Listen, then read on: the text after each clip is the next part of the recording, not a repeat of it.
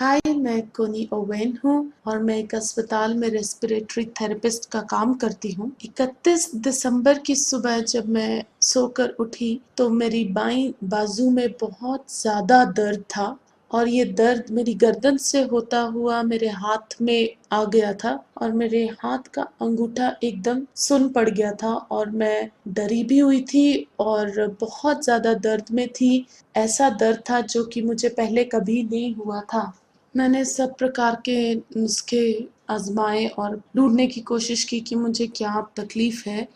लेकिन आमतौर पे मैं एक स्वस्थ इंसान हूँ और लेकिन कोई फ़र्क नहीं पड़ा। और तब मेरे पति ने मुझसे कहा कि अब मुझे मौका आ गया है कि मैं डॉक्टर के पास जाऊँ और अपनी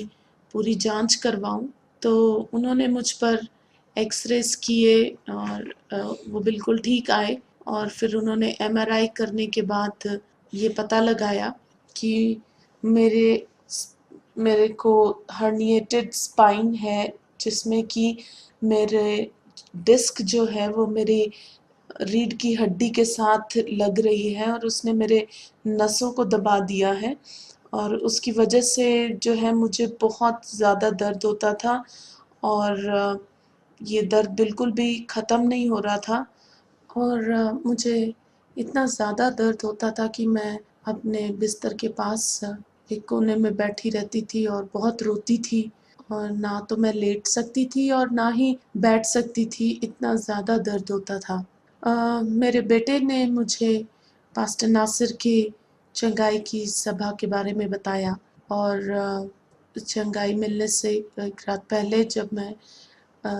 सोमवार की सभा में गई तो मुझे ये शक था कि मैं पता नहीं पूरी सभा में बैठ भी पाऊँगी कि नहीं, क्योंकि बैठने से मेरी गर्दन में बहुत दर्द उठता था।